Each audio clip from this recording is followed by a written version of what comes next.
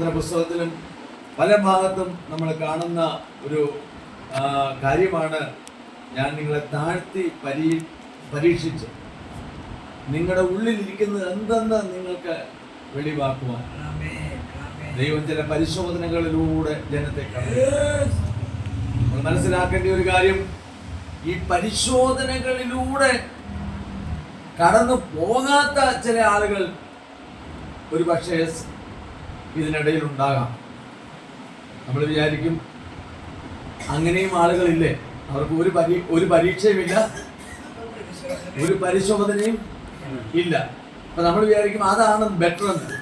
കാരണം cholesterol okay, BP okay, finance okay, എല്ലാം മക്കളെല്ലാം വിദേശത്ത്, 3-4 കാറ്, 5-6 എസ്റ്റേറ്റ്. നമ്മളെന്താ പറയും, എന്തോ ഭാഗ്യവാനാണ്, അദ്ദേഹത്തിന്റെ ക്രിസ്തീയ ജീവിതം പോലെ ഒരു ജീവിതമാണ് നമുക്ക് വേണ്ടത്. കാരണം ഒരു പരിശോധനയും ജീവിതത്തിലില്ല, എല്ലാം സുഭിക്ഷമായി സുന്ദരമായി നടക്കുന്നു. നിങ്ങൾ ഒരു വാക്ക് പൗലോസ് പറഞ്ഞത് ഓർക്കണം, ഒരു പാപത്തെ കുറിച്ചും എനിക്ക് ബോധമില്ലെങ്കിലും ഞാൻ നീതിമാൻ എന്ന് വരില്ല. ചുമ്മാതല്ല പറഞ്ഞത്. കാരണം ഓരോ ഗോത്രത്തിൽ നിന്നും ഓരോ ആളുകളെ തിരഞ്ഞെടുത്ത് സംഖ്യാപുസ്തകത്തിൽ നമുക്കറിയാം 13-14 അധ്യായത്തിൽ നടന്ന് അവരെ ഒറ്റുകാരായിട്ട് പറഞ്ഞയച്ചു.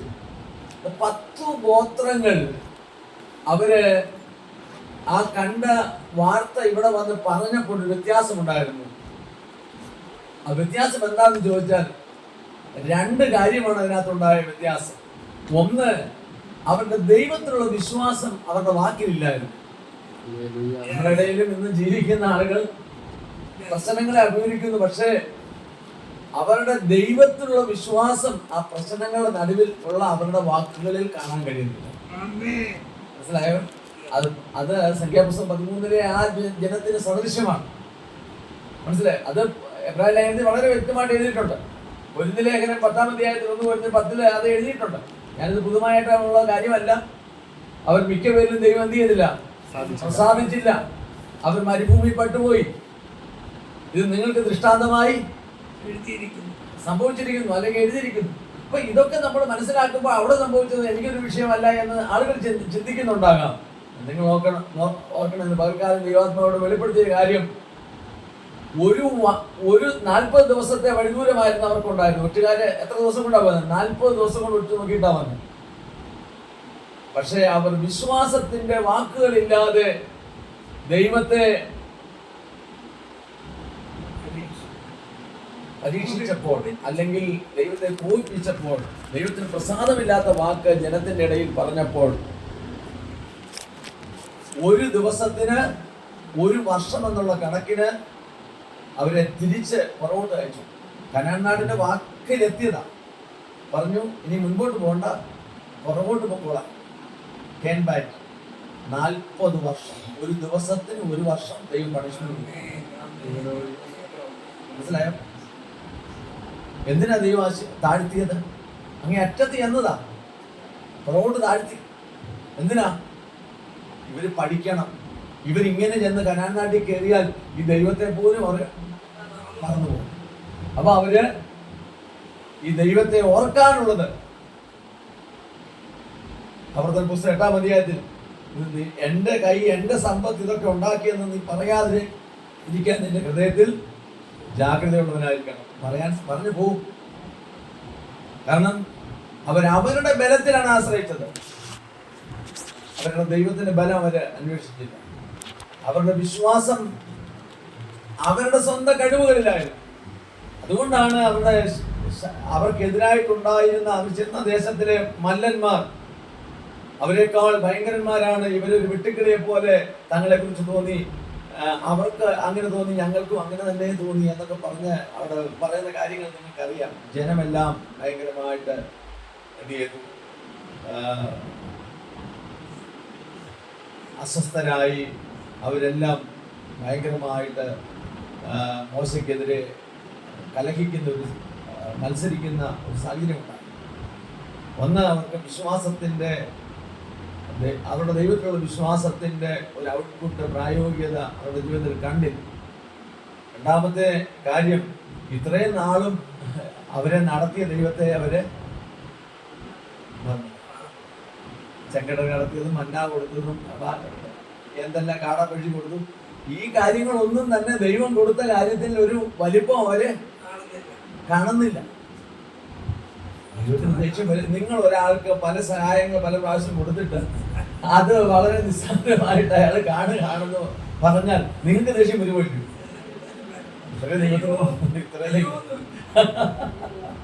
ഇനി ഒന്നും ഒരു കരിയാപ്പല പോലും കൊടുത്തു പോയേക്കാലും നിങ്ങൾ ശരിയല്ല, മനുഷ്യനാണ് അങ്ങനെ ഇത്രയും ദൈവം ചെയ്തു. മനസ്സിലാകുന്നുണ്ടോ ഞാൻ പറഞ്ഞതിന്റെ കാര്യം എന്താണ്? ഈ 10 പേര് പറഞ്ഞ വാക്ക് നിമിത്തം ആ വലിയ സമൂഹത്തിൽ ഭൂരിപക്ഷം പേര് അല്ലെങ്കിൽ എല്ലാ ആളുകളും അതിന്റെ കഷ്ടം അനുഭവിക്കേണ്ടി വരും. പക്ഷെ ഇത്രയും വർഷം എടുത്തു എങ്കിലും 40 വർഷം എടുത്തുവെങ്കിലും ആ നല്ല വാർത്ത പറഞ്ഞ 2 പേര് പട്ടുപോകാൻ സമ്മതിച്ചില്ല. അവനെ ദൈവം അക്കരെ എത്തിച്ചു. ഇതാണ് ദൈവത്തിന്റെ വിശ്വസ്തത എന്ന് പറയുന്നത്. മനസ്സിലാകുന്നുണ്ടോ? നിങ്ങളുടെ ദൈവത്തിന്റെ വലിമ നിങ്ങൾ കണ്ട്, നിങ്ങളുടെ ദൈവത്തിന്റെ വിശുദ്ധി നിങ്ങൾ കണ്ട്, നിങ്ങളുടെ ദൈവത്തിന്റെ നീതി നിങ്ങൾ കണ്ട്, നിങ്ങളുടെ ദൈവത്തിന്റെ സ്നേഹം നിങ്ങൾ കണ്ട് അത് അനുഭവിക്കുമ്പോൾ, ആ ദൈവത്തെ ദൈവമെന്നോർത്ത് മഹത്വപ്പെടുത്തുമ്പോൾ നിങ്ങളുടെ കാര്യത്തിൽ ദൈവത്തിന് ഒരു പ്രത്യേക കൺസിഡറേഷൻ ഉണ്ട് എന്ന് നിങ്ങൾ ഓർക്കണം. അത് ദൈവത്തിന്റെ മുഖപക്ഷമൊന്നുമല്ല. തന്നെ അന്വേഷിക്കുന്നവരെ ദൈവം കരുതുന്നു എന്നുള്ളതാണ് ഞാൻ പറഞ്ഞു വന്നത്. എല്ലാവരും ഒരുമിച്ച് യാത്ര ചെയ്തു. പക്ഷേ പരിശോധനയുടെ പ്രോസസ്സിലൂടെ കടന്നു പോകാൻ താല്പര്യമില്ലാത്ത ജനം എന്ത് ചെയ്തു? ദൈവം ഒരുക്കി വെച്ച ഉന്നതമായ മഹത്വം വരെ എത്തിപ്പെട്ടു. എന്നാൽ വിശ്വാസത്തിന്റെ പരിശോധനയെ സന്തോഷത്തോടെ കൈക്കൊണ്ടിട്ട് അവരുടെ ദൈവത്തിന്റെ വലിപ്പത്തെയും മഹത്വത്തെയും അവരുടെ ജീവിതത്തിലൂടെ വെളിപ്പെടുത്തിയ ജനത്തെ സംബന്ധിച്ച് അവർ വിശ്വാസത്തിന്റെ പരിശോധനയെ അവരെന്ത് ചെയ്തു? പൊന്നിനേക്കാൾ വിലയേറിയതായിട്ട് എണ്ണി. അങ്ങനെയുള്ള ആളുകൾ അവരെ ദൈവത്തിന്റെ ശിക്ഷണത്തിന് അവരെ ഏൽപ്പിച്ചു കൊടുക്കുകയായിരുന്നു. അവിടെ സംഭവിച്ചെന്താ? ദൈവം ഈ ജനത്തെ കൈവിട്ടില്ല. 430 വർഷം അടിമ വീട്ടിൽ കിടന്നവരെ കൈവിടാതെ ദൈവം അവിടെ മടക്കി കൊണ്ടുവന്നത് പോലെ ദൈവത്തിന്റെ ശിക്ഷണത്തിന് വിധേയപ്പെടുന്നവരെ ദൈവം ഒരു നാളും എന്ത് ചെയ്യത്തില്ല, കൈവിടത്തില്ല. എന്നെ തന്നെ പരിശോധിക്കുവാൻ. അതുകൊണ്ടാണ് 139 സംഗീതത്തിൽ ദാവീദ് പറയുന്നത്, ദൈവമേ നീ എന്നെ ശോധന ചെയ്ത് വ്യസനത്തിലുള്ള മാർഗം എന്നിൽ ഉണ്ടോ എന്ന് നീ എന്ത് ചെയ്യണം? ആരാഞ്ഞു നോക്കണം. ദൈവം നമ്മളെ ശോധന ചെയ്യുവാനായിട്ട് നമ്മളെ അനുവദിച്ചു കൊടുക്കുന്നത് ഒരിക്കലും ഒരു നഷ്ടമല്ല, ഒരു വലിയ മഹത്വം പ്രാപിപ്പാൻ നമുക്കത് ആവശ്യമാണ്. പ്രിയപ്പെട്ടവരെ, അങ്ങനെ നമ്മൾ ആ ഒരു മഹത്വത്തിലേക്കുള്ള യാത്രയിലാണ് നമ്മൾ ഈ ഒരു പഠനം കൊണ്ടുപോകുന്നത് എന്ന് ഓർപ്പിക്കാൻ വേണ്ടിയാണ് ഞാൻ പറഞ്ഞത്. മനസ്സിലാകുന്നുണ്ടോ? നമ്മളൊരു വലിയ മഹത്വത്തിലേക്കുള്ള യാത്രയിലാണ്. നമ്മൾ കഴിഞ്ഞ ആഴ്ച കണ്ടത്, നമ്മൾ തിരശ്ശീലയിൽ കൂടെ ആ തിരശ്ശീല തുറന്ന് തന്ന് കർത്താവ് നമ്മളെ കർത്താവിനോടുള്ള ഒരു കൂട്ടായ്മയിലേക്ക് കൊണ്ടുപോകുന്ന കാര്യമാണ് നമ്മൾ കഴിഞ്ഞ ദിവസം കണ്ടത്. തിരശ്ശീല എന്ന് പറയുന്നത് ഒരു എന്താ പറഞ്ഞത്, ഇപ്പൊ ഇവിടെ അവിടെ നെറ്റിന്റെ ഒരു എന്താ പറഞ്ഞുണ്ട്, ഒരു കൊതുക് കയറാതിരിക്കാൻ ഒരു നെറ്റോ തുണി വെച്ചിട്ടുണ്ട്, ചിലടത്ത് തുണി ഇട്ടിട്ടുണ്ട്. പക്ഷെ അതിന്റെ അർത്ഥം ഇവിടെ കയറി വരുന്നവർക്ക് എന്തെങ്കിലും തടസ്സമുണ്ടോ? അവർക്കത് തുറന്ന് കയറി വരാം. പക്ഷെ അപ്പൊ കൊതുകിന് കയറി വരാനുള്ള പെർമിഷൻ ഇല്ല. ഇതുപോലെ മനസ്സിലാകുന്നുണ്ടോ? ദൈവത്തിന്റെ ആലയത്തിന്റെ അകത്തേക്ക് പ്രവേശിക്കുമ്പോൾ ദൈവം നമ്മളോട് സംസാരിക്കുന്നത്, നമ്മളെ തന്നെ ക്രമീകരിച്ച് ദൈവത്തെയും ദൈവത്തിന്റെ വചനത്തെയും നമ്മളെയും പരിശോധന ചെയ്ത് സ്വയം ശോധന ചെയ്ത് ദൈവത്തിന്റെ അടുക്കലേക്ക് വരണം എന്നുള്ളതാണ്. അല്ലാതെ ദൈവത്തിന്റെ അടുക്കൽ നിന്ന് അകറ്റി നിർത്താനല്ല, ദൈവത്തിന്റെ അടുക്കലേക്ക് വരാനുള്ള വ്യവസ്ഥകളാണ് ആ തിരശ്ശീലകൾ നമ്മളെ കാണിച്ചു തരുന്നത്. നമ്മൾ കഴിഞ്ഞ പ്രാവശ്യം കണ്ടു, വെളിയിലത്തെ 4 തൂണുകൾ, അവിടെ കാണുന്ന തിരശ്ശീല 4 സുവിശേഷങ്ങളെയാണ് കാണിക്കുന്നത്. അതിനകത്തേക്ക് പ്രവേശിക്കുമ്പോൾ താമര തൊട്ടി, അതുപോലെ തന്നെ യാഗപീഠം, അത് പുറത്തുള്ള പ്രാകാരമായിട്ട് ആകാശവും ഭൂമിയും ഒക്കെ കാണാം. ഒരു ചുറ്റുമതിലുണ്ട്. 5 മുഴം ഉയരവും 100 മുഴം നീളവും 50 മുഴം വീതിയുമുള്ളത്. ന്യായപ്രമാണ യുഗത്തിൻ്റെ ഒരു ദൃഷ്ടാന്തമാണ്. പക്ഷെ ഒരു കാര്യം, അവിടെ പിരിച്ച പഞ്ഞിനൂല് കൊണ്ട് ശുഭ്രമായ വെള്ള നിറത്തില് ആ കൂടാരം ദൈവം പണിഞ്ഞ് ഇങ്ങനെ നിർത്തിയിരിക്കുന്നത് നിങ്ങളെ ലോകത്തിൽ നിന്ന് ദൈവത്തിനായി വേർതിരിച്ചിരിക്കുന്നു എന്നുള്ളൊരു സന്ദേശം പറയാനാണ്. ദൈവം വിശുദ്ധനാണെന്ന് ലോകത്തിന് വെളിപ്പെടുത്തി കൊടുക്കുവാനാണ്. നിങ്ങളിലൂടെ ദൈവത്തിന്റെ വെളിച്ചം ലോകത്തിലേക്ക് പകർന്നു കൊടുക്കുവാനാണ് ദൈവം അങ്ങനെ ഒരു ചുറ്റുമതിൽ ഉണ്ടാക്കിയത്. അതിനകത്തേക്ക് പ്രവേശിക്കുമ്പോൾ നമ്മൾ കണ്ടത് അവിടെ ഒരു മന്ദിരമാണ്. അത് ഒന്നായിട്ട് ചേർത്ത് പണിഞ്ഞിരിക്കുന്നതാണ്. എന്നാൽ അത് രണ്ടാണ്. ഒന്ന് ഈ ഭൂമിയിലും മറ്റൊന്ന് സ്വർഗത്തിൽ ഉള്ളതിനും പ്രതീകമായിട്ടാണ്. അതുകൊണ്ടാണ് ജെറുസലേം നഗരങ്ങളുടെ രണ്ട് അല്ലെങ്കിൽ ഒരു പേരാണ്. രണ്ട് നഗരങ്ങളുണ്ട്. ചെരുപ്പ് രണ്ടെണ്ണം ഉള്ളതുപോലെ, കണ്ണ് രണ്ടെണ്ണം ഉള്ളതുപോലെ ജെറുസലേം ഒരു പേർ നഗരങ്ങളാണ്. ഒന്ന് സ്വർഗീയ യെരുശലേം, ഒന്ന് ഭൂമിയിലുള്ള യെരുശലേം. നമ്മൾ അതിനകത്ത് അതിനെക്കുറിച്ചാണ് നമ്മൾ പഠിച്ചുകൊണ്ടിരിക്കുന്നത്. അവിടെ നമ്മൾ കണ്ടു 5 തൂണുകളാണ് അവിടെ ഫ്രണ്ടിൽ കാണുന്നത്. നമ്മൾ കണ്ടു പഴയ നിയമത്തിൽ 5 പുസ്തകങ്ങളാണുള്ളത്. ഏതൊക്കെയാണ്? ഉൽപ്പത്തി, പുറപ്പാട്, ലേവ്യ, സംഖ്യ, ആവർത്തനം. നമ്മുടെ കർത്താവിന്റെ ശരീരത്തിൽ എത്ര മുറിവുകളാണ് പ്രധാനമായിട്ടുള്ളത്? 5 മുറിവുകൾ. അത് നമ്മൾ കണ്ടു. റോമാലേഖനത്തിൽ 8-ാം അധ്യായത്തിന്റെ 3-4 വാക്യത്തിൽ ന്യായപ്രമാണത്തിന് നമുക്ക് തരുവാൻ കഴിയാത്തതിനെ സാധിപ്പിക്കേണ്ടതിന് ദൈവം തന്റെ പുത്രനെ ന്യായപ്രമാണത്തിന് കീഴുള്ളവനായിട്ട് അയച്ചിട്ട് ന്യായപ്രമാണത്തിന്റെ മുഴുവൻ ശിക്ഷയും അവന്റെ മേലാക്കി. Praise the Lord, hallelujah. കർത്താവിന്റെ മരണം നടന്നപ്പോൾ ആ തിരശ്ശീലയാണ് മുഖത്തോട്ട് അടിവരെ 2ആയി ചെരിഞ്ഞത്. ദൈവത്തിന് സ്തോത്രം ചെയ്യുന്നു. അവിടെ കയറിയപ്പോൾ ഇന്ന് ന്യായപ്രമാണത്തിന് നമ്മളെ തടഞ്ഞു നിർത്താനുള്ള ഒരു അധികാരവും ഇല്ല. മനസ്സിലാകുന്നുണ്ടോ? ഇന്ന് ദൈവത്തെ ആരാധിക്കാൻ വരുന്ന ഒരു ദൈവത്തിന് പഴയ നിയമത്തിന്റെ ന്യായപ്രമാണത്തിന്റെ വ്യവസ്ഥകളെല്ലാം മനുഷ്യനെ അകറ്റി നിർത്തുന്നതാണ്. പാപനിമിത്തം മനുഷ്യനെ അകറ്റി നിർത്തുന്നതാണ്. ന്യായപ്രമാണം സ്വതവേ നീതിക്ക് ആധാരമല്ല. ന്യായപ്രമാണത്താൽ ആരും നീതീകരിക്കപ്പെട്ടില്ല. ന്യായപ്രമാണം ആരെയും വിശുദ്ധനാക്കിയില്ല. ന്യായപ്രമാണം പറയുന്നത്, ന്യായപ്രമാണം കേൾക്കുന്നത്, ന്യായപ്രമാണത്തിന്റെ കീഴിലുള്ളവരോട് നിങ്ങൾ അതനുസരിക്കണമെന്നാണ്. സ്തോത്രം. നമ്മൾ നമ്മുടെ കടമയായിട്ട്, നമ്മുടെ ഉത്തരവാദിത്വമായിട്ട് ന്യായപ്രമാണം പറയുന്നതല്ല നമ്മൾ എന്ത് ചെയ്യണമായിരുന്നു? അനുസരിക്കണമായിരുന്നു. എന്നാൽ പുതിയ നിയമത്തിൽ വന്നു കഴിഞ്ഞപ്പോൾ ദൈവം തന്റെ പുത്രനെ ന്യായപ്രമാണത്തിന്റെ കീഴിലുള്ളവനായി ഈ ലോകത്തിലേക്ക് അയച്ചു. എന്നിട്ട് ന്യായപ്രമാണം ചോദിച്ച മുഴുവൻ കാര്യങ്ങളും, എല്ലാ വ്യവസ്ഥകളും അവൻ അനുസരിച്ചു. അനുസരണത്തിൽ തികഞ്ഞവനായി. അനുസരണത്തിൽ തികഞ്ഞവനായി. അനുസരണത്തിൽ തികഞ്ഞവനായി. എന്നിട്ടും അവൻ മരിച്ചു. അനുസരണത്തിൽ ഫുൾ ഒബീഡിയന്റ് ആയവൻ ക്രൂശിലെ മരണത്തോളം പിതാവിനെ അനുസരിച്ചു. അനുസരണത്തിൽ തികഞ്ഞവനായിട്ടും അവൻ എന്തിനു മരിച്ചു? അവൻ മരിച്ചത് എൻ്റെ നിങ്ങളുടെ സ്ഥാനത്ത് മരിച്ചു. എനിക്ക് നിങ്ങൾക്കും വേണ്ടി മരിച്ചു. എൻ്റെ നിങ്ങളുടെയും മരണം ചുമന്നുകൊണ്ട് അവൻ ക്രൂശിലേക്ക് പോയി. പ്രിയപ്പെട്ടവരെ, ഞാൻ പറയട്ടെ, അവിടെയാണ് നമ്മൾ കണ്ടത് തൻ്റെ ദേഹമെന്ന തിരശീല എന്ത് ചെയ്തു? യേശു. ഹല്ലേലൂയ. എബ്രായ ലേഖനം 10-ാം അധ്യായത്തിന്റെ 19-ാം വാക്യം. യേശു തന്റെ ദേഹമെന്ന തിരശീലയിൽ കൂടി നമുക്ക് പ്രതിഷ്ഠിച്ച ജീവനുള്ള പുതുവഴിയായി തന്റെ രക്തത്താൽ വിശുദ്ധ മന്ദിരത്തിലേക്കുള്ള പ്രവേശനത്തിന് ധൈര്യവും ദേവാലയത്തിന്മേൽ ഒരു മഹാപുരോഹിതനും നമുക്കുള്ളത് കൊണ്ട് നാം ദുർമനസാക്ഷി നീങ്ങുമാറ് ഹൃദയങ്ങളിൽ തളിക്കപ്പെട്ടവരും ശുദ്ധവെള്ളത്താൽ ശരീരം കഴുകപ്പെട്ടവരുമായി വിശ്വാസത്തിന്റെ പൂർണ്ണ നിശ്ചയം പൂണ്ട് പരമാർത്ഥ ഹൃദയത്തോടെ അടുത്ത് ചെല്ലുക. പ്രത്യാശയുടെ സ്വീകാരം നാം മുറുകെ പിടിച്ചുകൊള്ളുക. വാഗ്ദത്തം ചെയ്തവൻ വിശ്വസ്തനല്ലോ. ചിലർ ചെയ്യുന്നത് പോലെ നമ്മുടെ സഭായോഗങ്ങളെ ഉപേക്ഷിക്കാതെ തമ്മിൽ പ്രബോധിപ്പിച്ചുകൊണ്ട് സ്നേഹത്തിലും സൽപ്രവൃത്തികൾക്കും ഉത്സാഹം വർദ്ധിപ്പാൻ അന്യോന്യം സൂക്ഷിച്ചു കൊള്ളുക. നാൾ സമീപിക്കുന്നുവെന്ന് കാണുന്തോറും അത് അധികമായി ചെയ്യേണ്ടതാകുന്നു. ഇന്ന് നമ്മൾ സംസാരിക്കാൻ പോകുന്നത് ജീവനുള്ള പുതുവഴി.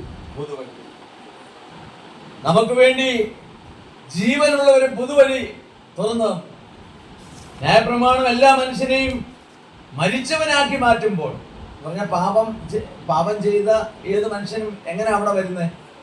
മരിച്ചവനായിട്ടാ വരുന്നത്. യാഗം ചെയ്ത് ആ മരണത്തിന് പരിഹാരം വരുത്തിയിട്ടാണ് അവൻ അവിടുന്ന് തിരിച്ചു പോകുന്നത്. പക്ഷെ ഇവിടെ അങ്ങനല്ല. യേശുക്രിസ്തു വിശ്വസിക്കുന്നവൻ ജീവനുള്ളവനായി പുറത്തേക്ക് പോകുന്നു. വ്യത്യാസമാണ്. നമ്മൾ മനസ്സിലായോ? ജീവനുള്ള പുതുവഴിയുടെ പ്രത്യേകത എന്താണ്? ന്യായപ്രമാണത്തിന് ഒരു മനുഷ്യന് ജീവൻ കൊടുക്കാൻ പറ്റത്തില്ല. പക്ഷെ ക്രിസ്തുവിന് ഒരു മനുഷ്യന് ജീവൻ പ്രദാനം ചെയ്യാൻ കഴിയും. Amazing experience. എന്നിൽ വിശ്വസിക്കുന്നവന്റെ ഉള്ളിൽ നിത്യജീവനുണ്ട്. ന്യായപ്രമാണത്തിന് ഒരിക്കലും ഒരു മനുഷ്യന് ജീവൻ കൊടുക്കാമെന്ന് പറയാൻ പറ്റത്തില്ല. നിങ്ങൾ എത്ര മാത്രം പള്ളിയിൽ ആരാധിച്ചാലും, എത്ര മാത്രം ന്യായപ്രമാണത്തിന്റെ എല്ലാ കാര്യങ്ങളും നിങ്ങൾ അനുസരിച്ചു എന്ന് പറഞ്ഞാലും നിങ്ങൾക്ക് ജീവൻ കിട്ടത്തില്ല. ഇത് മനസ്സിലായപ്പോഴാണ് ഫിലിപ്പിയ ലേഖനം 3-ാം അധ്യായത്തിൽ പൗലോസ് പറയുന്നത്, ഇങ്ങനെ വല്ല വിധേനയും മരിച്ചവരുടെ ഇടയിൽ നിന്ന് പുനരുദ്ധാനം പ്രാപിക്കണം എന്ന് വെച്ച് എനിക്കുണ്ടായിരുന്ന ഈ ന്യായപ്രമാണത്തിന്റെ പരിജ്ഞാനം മുഴുവനും ഞാൻ ചപ്പും ചവറുമെന്നുണ്ട്. ഞാൻ യഹൂദനാണ്, എബ്രായനാണ്, എബ്രായൻ ജനിച്ച എബ്രായനാണ്, പരീശന്റെ മകനാണ്, ദൈവസഭയെ ഉപദ്രവിച്ചവനാണ്, ന്യായപ്രമാണ പ്രകാരം അനന്യനാണ്, ഒരു കുറ്റവും ആർക്കും എന്നെ കുറിച്ച് പറയാനില്ല. എങ്കിലും എനിക്ക് ജീവൻ തരാൻ ഈ ന്യായപ്രമാണത്തിന് കഴിഞ്ഞില്ല. പക്ഷെ ഞാൻ ഇവനിൽ വിശ്വസിച്ചപ്പോൾ ഇവൻ എനിക്ക് ജീവൻ തന്നു. ആ ജീവൻ എന്നെ ഒരിക്കലും നശിക്കാത്ത ഒരു പുതുവഴിയാണ്.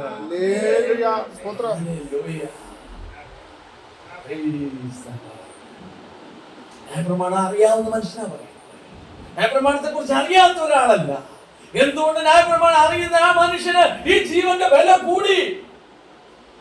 എന്തുകൊണ്ട്? ഈ മനുഷ്യൻ 14 ലേഖനങ്ങൾ എഴുതി ദൈവസഭയ്ക്ക് സമ്മാനം ചെയ്തു ഈ പുത്രന്റെ ജീവനെ കുറിച്ച്. കാരണം എന്താണെന്നറിയാമോ? ആ മനുഷ്യൻ അതുവരെയും ഏറ്റവും ന്യായപ്രമാണമാണ് ഏറ്റവും വലുതെന്ന് വിചാരിച്ച് ജീവിച്ചവനായിരുന്നു. ആ മാർഗത്തിൽ കുറവില്ലാത്തവനായി ജീവിച്ചവനായിരുന്നു. ഒരു കുറ്റവും ചെയ്യാതെ ജീവിച്ചവനായിരുന്നു. എന്നിട്ടും അവനൊരു കാര്യം മനസ്സിലായി. ക്രിസ്തുവിനെ കണ്ടപ്പോൾ, യേശുവിനെ വിശ്വസിച്ചപ്പോൾ ഒരു കാര്യം മനസ്സിലായി. ന്യായപ്രമാണം ഒരിക്കൽ പോലും ഈ പുത്രൻ തന്ന ജീവനിലേക്ക് എന്നെ എത്തിച്ചില്ല. പുത്രൻ തന്ന ജീവനുള്ള പുതുവഴിയുടെ കാര്യമാണ് ഇന്ന് നമ്മൾ ചിന്തിക്കാൻ പോകുന്നത്. അതിനുശേഷം നമ്മൾ കണ്ടു, തിരശീല അല്ലെങ്കിൽ മൂടുപടം മാറുമ്പോൾ പുത്രന്റെ തേജസ് കണ്ണാടിയിൽ എന്ന പോലെ നമ്മളിൽ പ്രതിബിംബിക്കുന്നു. മറ്റൊരു കാര്യം നമ്മൾ കണ്ടു, ഈ പ്രതിബിംബിക്കുന്നു എന്ന വാക്ക് നിങ്ങൾ മറക്കരുതെന്ന് ഞാൻ പണ്ട് തുടങ്ങിയ ദിവസം പറഞ്ഞിരുന്നു. അതെന്താണ്? മാതൃക എന്നും ദൃഷ്ടാന്തമെന്നും ഒക്കെ പറയുന്നിടത്ത് ഈ പദത്തിന് വലിയ പ്രാധാന്യം ഞാൻ കണ്ടു. എന്താണ്?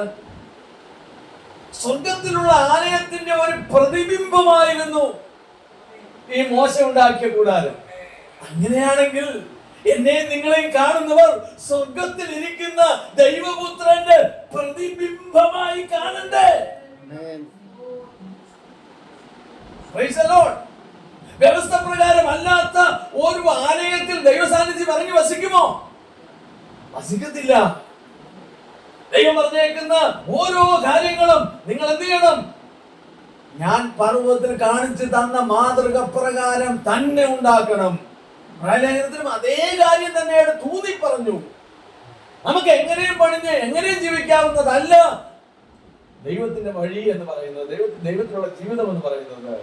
ദൈവത്തിലുള്ള ജീവിതത്തിൽ നമുക്ക് വികാരങ്ങളെ അടിസ്ഥാനമാക്കിയൊക്കെ വേണമെങ്കിൽ നമ്മുടെ ആരാധനയൊക്കെ വളരെ കൊതിപ്പിക്കാൻ പ്രിയപ്പെട്ടവരെ, വളരെ സന്തോഷപ്രദവും ഉല്ലാസപ്രദവുമാക്കാം.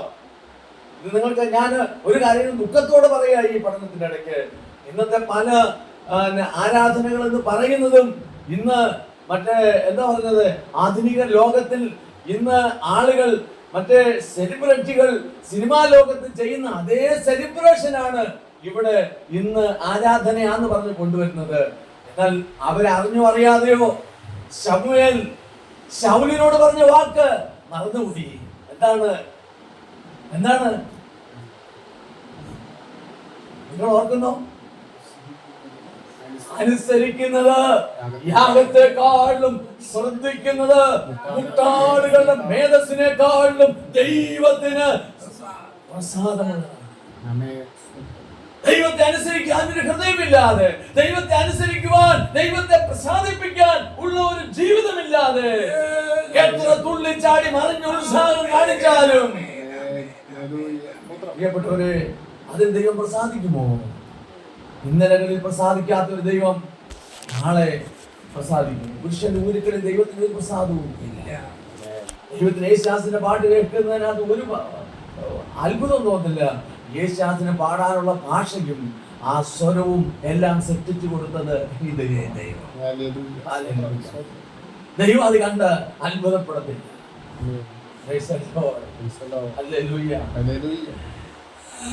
ഇന്നത്തെ ആരാധന അനുഗ്രഹത്തിന് വേണ്ടി നമുക്ക് യേശുദാസിനെ വിളിക്കാമെന്ന് പറഞ്ഞാൽ ദൈവം പറയും, എന്റെ മക്കളെ അതെന്തിനാ വിളിച്ചത്? അതിനെക്കാട്ടി നല്ല ദൂതന്മാരെ ഇവിടുന്ന് വേണേൽ അങ്ങോട്ട് ഇറക്കിത്തരാം. അനാമി പാളയത്തിലേക്ക് ഒരു ദൂതനെ അയച്ചു. ഇതിന് അത്യാവശ്യമായിരുന്നു, അയച്ചു. 1,85,000 പേരെ ചുട്ടുചാമ്പലാണ്. അത്യാവശ്യം ഉണ്ടെങ്കിൽ സ്വർഗത്തിൽ നിന്ന് നമുക്ക് നമ്മൾ മനസ്സിലാക്കണം, നമ്മള് ദൈവത്തിന്റെ ഹൃദയം അറിയണം. ഈ വാക്ക് മറക്കല്ലേ, ദൈവത്തിന്റെ ഹൃദയം അറിയൂ. He is your father. അവൻ നിങ്ങളുടെ പിതാവാ. നിങ്ങൾ അവന്റെ ഹൃദയം ഒന്ന് അറിയൂ. അപ്പാ, ഞാൻ എന്താ ചെയ്യേണ്ടത്? ഞാൻ നിന്റെ അടുക്കലാ വരേണ്ടത്. നിനക്ക് എന്താ ഇഷ്ടം? നിനക്ക് ഇഷ്ടമല്ലാത്തത് എന്താ? നീ വെറുക്കുന്നത് എന്താ? നിനക്ക് പ്രിയമുള്ളത് എന്താ? പറയുന്നത്, മനുഷ്യരുടെ മുമ്പിൽ ഈ ലോകത്തിൽ ശ്രേഷ്ഠമായതെല്ലാം ദൈവത്തിന്റെ മുമ്പിൽ അറപ്പത്രേ. ഇവിടെ നമ്മൾ പല കാര്യങ്ങളും മനുഷ്യരുടെ മുമ്പിൽ മനുഷ്യരെ കാണിക്കാൻ വേണ്ടി പല കാര്യങ്ങളും കൺവെൻഷനുകളിലും വേദികളിലും ഒക്കെ ചെയ്യാറുണ്ട്. പക്ഷെ ഒരു കാര്യം ഓർക്കണം, ലോകത്തെ മാതൃകയാക്കി ചെയ്യുന്ന പല കാര്യങ്ങളും ദൈവത്തിന് അറപ്പാണ്. നമ്മളെന്താ എവിടെയാ മടങ്ങി വരേണ്ടത്? പ്രിയപ്പെട്ടവര്, ദൈവം കാണിച്ച മാതൃകയിൽ തന്നെ സ്വർഗത്തിൽ നിന്ന് ഒരു മാതൃകയായിട്ട് ഒരു പുത്രനെ ഇങ്ങോട്ട് തന്നിട്ടുണ്ട്. ഒന്നാം ആദാമെന്ന്, ആദ്യത്തെ ആദാമിന് നമ്മുടെ വലിയ വല്യപ്പന് പേരുണ്ടെങ്കിൽ ഈ ആദാമിന് ഒടുക്കത്തെ ആദാമെന്ന് പേരുണ്ട്. നിങ്ങൾ ഒന്നാം ആദാമിന്റെ സാദൃശ്യത്തിലാണ് ജനിച്ചത്. പക്ഷേ നിങ്ങൾ ആയിത്തീരേണ്ടത് ഒന്നാം ആദാമിലല്ല, ഒടുക്കത്തെ ആദാമില. എത്ര പേർക്ക് സന്തോഷമുണ്ട്? ആ പ്രതീക്ഷ ഉള്ളവരെല്ലാം തന്നെ ഈ കർത്താവിനെ തങ്ങളുടെ ജീവിതത്തിൽ മാതൃകയാക്കി പറ്റത്തുള്ളൂ. നിങ്ങൾ നിശ്ചയമായിട്ടും ഈ ക്രിസ്തുവിനെ നിങ്ങളുടെ ജീവിതത്തിന്റെ ഒരു പ്രതിബിംബമാക്കി കാണണം. നിങ്ങൾ കണ്ണാടിയിൽ ഇടയ്ക്കിടയ്ക്ക് നോക്കണം. ആ കണ്ണാടി യാക്കോബ് ലേഖനത്തിൽ പറയുന്നത് ദൈവത്തിന്റെ വചനമാണ്. ഈ വചനം എന്ന കണ്ണാടി നോക്കുമ്പോ നിങ്ങളെ കാണണം. ക്രിസ്തുവിനെ എഴുതിയിരിക്കുന്നിടത്തെല്ലാം ക്രിസ്തുവിനെ ഒരു മഹത്വമുള്ള ആരാധനാ വസ്തുവോ ഒരു ആരാധ്യനുമായിട്ട് നിങ്ങൾ ആരാധിച്ചേക്കാം. പക്ഷെ അവനെ നിങ്ങളിൽ കാണണം. യേശു ശരീരമെടുത്ത് ഈ ഭൂമിയിൽ വന്നത് എന്തോ ആരാധന കിട്ടാനല്ല, എന്നെ നിങ്ങളെയും വീണ്ടെടുക്കാനാണ്. ദൈവത്തിന് സ്തോത്രം ചെയ്യുന്നു. ദൈവത്തിന് സ്തോത്രം ചെയ്യുന്നു. ഹല്ലേലൂയ. അതാണ് എബ്രായർ 9:24 പറയുന്നത്, ക്രിസ്തു വാസ്തവമായതിന്റെ പ്രതിബിംബമായി കൈപ്പണിയായ വിശുദ്ധ മന്ദിരത്തിലെ കല്ല ഇപ്പോൾ നമുക്ക് വേണ്ടി ദൈവസന്നിധിയിൽ പ്രത്യക്ഷനാകുവാൻ സ്വർഗത്തിൽ അത്രേ പ്രവേശിച്ചത്. ദൈവത്തിന് സ്തോത്രം. ഞാൻ പറഞ്ഞല്ലോ, തിരശ്ശീല ചിന്തിയത് വിശുദ്ധ സ്ഥലത്തെയും പ്രാകാരത്തെയും തമ്മിൽ വേർതിരിച്ച തിരശ്ശീലയാണ് ചിന്തിയത്. അതായത് മന്ദിരത്തിന് തിരശ്ശീല. മന്ദിരത്തിന് വെളിയിലോട്ട് ഒറ്റ തിരശ്ശീലയുണ്ട്. അതിപരിശുദ്ധ സ്ഥലത്തെയും വിശുദ്ധ സ്ഥലത്തെ തമ്മിൽ വേർതിരിക്കുന്നിടത്ത് ആണ്ടിൽ ഒരിക്കൽ ഒരു മഹാപുരോഹിതന്, ഒറ്റ മഹാപുരോഹിതന് മാത്രമേ അതിനകത്ത് കയറാൻ പറ്റത്തുള്ളൂ. 2 മഹാപുരോഹിതന് കയറാൻ പറ്റുമോ? പറ്റത്തില്ല. സമ്മതിച്ചേ? അപ്പൊ ഇന്നത്തെ പള്ളികളിൽ ഈ മഹാപുരോഹിതന്മാർ കയറിയിരിക്കുന്നത് എങ്ങനെ? രണ്ടും കൂടെ ഒപ്പിച്ചു. ഒരു അതിപരിശുദ്ധ സ്ഥലം അല്ലാതെ ഈ ഭൂമിയിൽ എവിടെയെങ്കിലും ഉണ്ടോ? യഹൂദന് ഒറ്റ ആലയമേ പറ്റത്തുള്ളൂ. അത് യെരൂശലേമില്ല. അത് ഉണ്ടാക്കാത്തടത്തോളം കാര്യം ഇന്ന് വരെ യാഗം നടത്താൻ പറ്റിയിട്ടില്ല. ചുമന്ന പശുവിനെ എത്ര എണ്ണത്തിനെ അവര് റെഡിയാക്കി? എത്രയൊക്കെ നടത്തിയിട്ടും കർത്താവ് അനുവദിക്കാതെ അവിടെ ആലയത്തിന് ഒരു അനക്കവും ഉണ്ടാകത്തില്ല. വല്ലതും മനസ്സിലായോ? അവിടെ നമ്മൾ എത്ര കിടന്ന് തത്രപ്പാട് ബഹളം ഉണ്ടാക്കിയാലും കർത്താവ് പറയാതെ അവിടെ എന്ത് ചെയ്യത്തില്ല, ഒരു കല്ലും അനങ്ങത്തില്ല. എന്റെ വാത്സല്യ സഹോദരങ്ങളെ, ഞാൻ നിങ്ങളെ ഓർമ്മിപ്പിക്കുന്നത് നിങ്ങൾ തെറ്റിപ്പോകാതിരിക്കാനാണ്. ഈ ലോകത്തിലെ പല അമ്പരമ്പുകളായ ദേവാലയങ്ങളും പലതും കാണുമ്പോൾ നമുക്കും അതിശയം, മനുഷ്യന്റെ കൈവേല കാണുമ്പോൾ നമുക്ക് അതിശയം തോന്നും. അവിടുത്തെ ആരാധനാ ക്രമങ്ങളും അവരുടെ വേഷഭൂഷാദികളും അവർക്ക് കൊടുത്തേക്കുന്ന എന്താ പറഞ്ഞ പദവികളൊക്കെ കാണുമ്പോൾ നമ്മൾ അത്ഭുതപ്പെട്ടേക്കാം. പക്ഷെ ഒരു കാര്യം ഞാൻ ഉറപ്പായിട്ട് നിങ്ങളോട് പറയാം, ദൈവത്തിന്റെ തിരുവെഴുത്ത് എന്താണോ പറയുന്നത് അതാണ് നിങ്ങൾ വിശ്വസിക്കേണ്ടത്. അവൻ സ്വർഗത്തിലേക്കാണ് കയറിപ്പോയേക്കുന്നത്. എബ്രായർ 8:4 വായിച്ചേ. അവൻ ഭൂമിയിലായിരുന്നെങ്കിൽ പുരോഹിതൻ ആകയില്ലായിരുന്നു. അവൻ ഭൂമിയിലായിരുന്നെങ്കിൽ പുരോഹിതൻ ആകയില്ലായിരുന്നു. ഇന്നത്തെ ഏത് പുരോഹിതനും ഒരു കാര്യം ഓർക്കണം, യേശുക്രിസ്തുവിന്റെ പൗരോഹിത്യം അനുസരിച്ച് അവൻ പുരോഹിതനായിരിക്കണമെങ്കിൽ എവിടെ പോകണം? സ്വർഗത്തിൽ ചെല്ലണം. വലിയ പാടായിരിക്കില്ലേ? മാത്രമല്ല അവൻ തന്റെ ദേഹം എന്ത് ചെയ്യണം? യാഗമായി സമർപ്പിക്കണം. ദൈവത്തിന് സ്തോത്രം. എബ്രായർ 7-ാം അധ്യായത്തിന്റെ 24 മുതൽ. മരണനിമിത്തം നിലനിൽപ്പാൻ മുടക്കം വരിക കൊണ്ട് പുരോഹിതന്മാർ ആയിത്തീർന്നവർ അനേകരാകുന്നു. ഇവനോ എന്നേക്കും ഇരിക്കുന്നത് കൊണ്ട് മാറാത്ത പൗരോഹിത്യമാകുന്നു പ്രാപിച്ചിരിക്കുന്നത്. ശ്രദ്ധിച്ചു കേൾക്കണം. ഇനിയും ഒരാൾക്ക് അവിടെ അപ്പോയിന്റ്മെന്റ് ഉണ്ടോ? മാറാത്ത പൗരോഹിത്യം ഒരാൾക്ക് കിട്ടിക്കഴിഞ്ഞാൽ രായിച്ചാല് നന്നായിട്ട് അറിയാം. കാരണം ചീഫ് എഞ്ചിനീയർ ആകേണ്ട വ്യക്തിയായിരുന്നു. കാരണം അതിന്റെ മേളിൽ ഇരുന്ന വ്യക്തി ഒരു 2 മാസം ലീവ് എടുത്താൽ രായിച്ചാൻ എന്ത് ചെയ്തേനെ? ചീഫ് എഞ്ചിനീയർ ആയിട്ട് റിട്ടയർഡ് ആയത്. അവർ 2 മാസം പോയിട്ട് 1 മാസം പോലും എന്ത് ചെയ്തില്ല, ലീവ് എടുത്തില്ല. കാരണം ഒരാൾ അവിടെ അപ്പോയിന്റ്മെന്റ് അല്ല, ഒരാൾ അവിടെ ഇരിക്കുമ്പോ വേറൊരാൾക്കും കൂടെ ആ കസേരയിൽ പറ്റത്തില്ല. ലളിതമായ ഒരു ഉദാഹരണം ഞാനിവിടെ വെച്ച് പറഞ്ഞില്ലേ, നിങ്ങൾക്ക് കാര്യം മനസ്സിലായി കാണും. ഒരിക്കലും മാറ്റമില്ലാത്ത പൗരോഹിത്യം ഒരാൾക്ക് കൊടുത്തു കഴിഞ്ഞിട്ട് ആ സ്ഥാനത്തേക്ക് പുരോഹിത ശുശ്രൂഷ ചെയ്യുവാൻ ഇവിടെ ആർക്കും കഴിയില്ല. പിന്നെ നമ്മളാരാ? നമ്മളും രാജകീയ പുരോഹിത വർഗമല്ലേ? നമ്മുടെ രാജാക്കന്മാരും പുരോഹിതന്മാരുമായിട്ടല്ലേ? അന്ന് അഹ്റോന്യ പൗരോഹിത്യം, ലേവ്യ പൗരോഹിത്യം നിലനിന്നിരുന്ന കാലഘട്ടത്തിൽ അതിന്റെ ക്രമം അനുസരിച്ച് ചെയ്തു പോന്നിരുന്ന ശുശ്രൂഷ യേശുക്രിസ്തുവിന്റെ കാൽവറി യാഗത്തോടും കൂടെ എന്ത് ചെയ്തു? അവസാനിച്ചു. ആ ലേവ്യ പൗരോഹിത്യത്തിന്റെ ശുശ്രൂഷ എവിടെ വരെയായിരുന്നു? പറയുന്നതിന്റെ സാരം എന്തെന്നാൽ, സ്വർഗത്തിൽ മഹിമാസനത്തിന്റെ വലത്തുഭാഗത്തിരിക്കുന്നവനായി വിശുദ്ധ സ്ഥലത്തിന്റെയും മനുഷ്യനല്ല കർത്താവ് സ്ഥാപിച്ച സത്യകൂടാരത്തിന്റെയും ശുശ്രൂഷകനായ മഹാപുരോഹിതൻ നമുക്കുണ്ട്. ഏതു മഹാപുരോഹിതനും വഴിപാടും യാഗവും അർപ്പിപ്പാൻ നിയമിക്കപ്പെടുന്നു. ആകയാൽ അർപ്പിപ്പാൻ ഇവനും വല്ലതും വേണം. അവൻ ഭൂമിയിലായിരുന്നെങ്കിൽ പുരോഹിതനാകയില്ലായിരുന്നു. ന്യായപ്രമാണ പ്രകാരം വഴിപാട് അർപ്പിക്കുന്നവർ ഉണ്ടല്ലോ.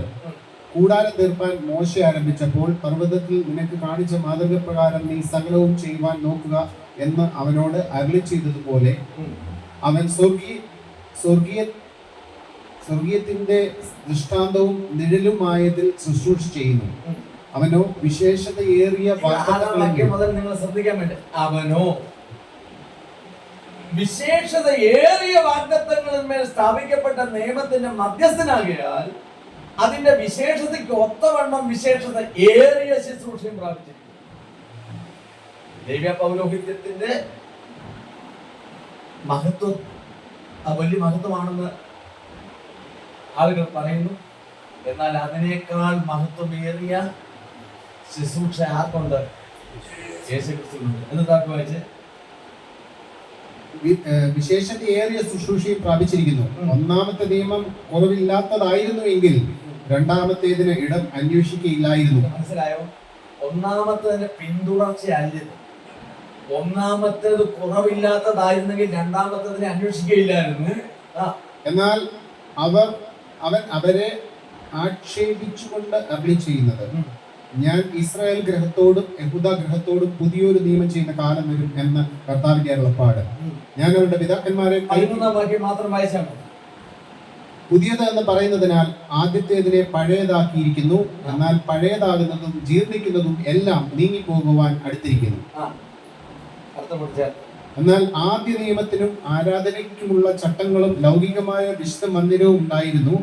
ഒരു കൂടാരം ചമച്ചു, അതിന്റെ ആദ്യ ഭാഗത്ത് നിലവിളക്കും മേശയും കാഴ്ചയപ്പവും ഉണ്ടായിരുന്നു. അതിന് വിശുദ്ധ സ്ഥലം എന്ന് പേർ. രണ്ടാം തിരശ്ശീലയ്ക്ക് പിന്നിലോ അതിവിശുദ്ധം എന്ന കൂടാരം ഉണ്ടായിരുന്നു. അതിൽ പൊന്നുകൊണ്ടുള്ള ധൂപകലശവും മുഴുവനും പൊന്നു പൊതിഞ്ഞ നിയമപ്പെട്ടവും അതിനകത്ത്. നിങ്ങൾ കഴിഞ്ഞ ദിവസങ്ങൾ കേട്ടതുകൊണ്ട്, മുൻകൂടാരം നിൽക്കുന്നിടത്തോളം വിശുദ്ധ മന്ദിരത്തിലേക്കുള്ള വഴി വെളിപ്പെട്ടില്ല എന്ന് പരിശുദ്ധാത്മാവ് ഇതിനാൽ സൂചിപ്പിക്കുന്നു. നിങ്ങളത് മനസ്സിലാക്കണം. മുൻകൂടാരം നിൽക്കുന്നിടത്തോളം കാലം വിശുദ്ധ മന്ദിരത്തിലേക്കുള്ള വഴി വെളിപ്പെട്ടിട്ടില്ല. നിങ്ങൾ ആ ജീവനുള്ള പുതുവഴി എന്നുള്ള കാര്യത്തിലേക്കാണ് നമ്മൾ വരുന്നത്. നിങ്ങൾ മനസ്സിലാക്കണം, മുൻകൂടാരം നിൽക്കുന്നിടത്തോളം കാലം. ഞാൻ ഒരു പുതിയ ട്രാൻസ്ലേഷൻ പ്രസിഡന്റ് വാട്സപ്പിനകത്ത് അയച്ചിട്ടുണ്ട്, അതൊന്ന് വായിച്ചു. അത് കുറച്ചുകൂടെ പെർഫെക്റ്റ് ട്രാൻസ്ലേഷൻ ആണ്. അത് കഴിഞ്ഞിട്ട് അതിന്റെ ഹീബ്രു മീനിങ് കൂടെ ഞാൻ പറയാം, അപ്പോൾ നിങ്ങൾക്ക് അത് മനസ്സിലാവും. ഈ കാര്യങ്ങളെ ഇപ്രകാരം ക്രമീകരിച്ച ശേഷം പുരോഹിതന്മാർ എപ്പോഴും ഒന്നാമത്തെ ഹീബ്രുവിൽ നിന്ന് അങ്ങനെ തന്നെ ട്രാൻസ്ലേറ്റ് ചെയ്തേക്കുന്ന മലയാളം ട്രാൻസ്ലേഷൻ. പുരോഹിതന്മാർ എപ്പോഴും ഒന്നാമത്തെ കൂടാരത്തിൽ പ്രവേശിച്ച് ദൈവത്തിന്റെ ശുശ്രൂഷ നിർവഹിക്കുന്നു. എന്നാൽ രണ്ടാമത്തെ ഭാഗത്ത് മഹാപുരോഹിതൻ തനിച്ച് എല്ലാ വർഷവും ഒരിക്കൽ മാത്രം പ്രവേശിക്കുന്നു. രക്തം കൂടാതെ അല്ല, തന്റെയും ജനത്തിന്റെയും തെറ്റുകൾക്ക് വേണ്ടി അർപ്പിച്ച രക്തത്തോടു കൂടെ അത്രേ അദ്ദേഹം പ്രവേശിക്കുന്നത്. ആദ്യത്തെ കൂടാരം നിൽക്കുന്നതിനാൽ തന്നെ അതിവിശുദ്ധം എന്ന കൂടാരത്തിലേക്കുള്ള വഴി മലയാളത്തിലില്ല.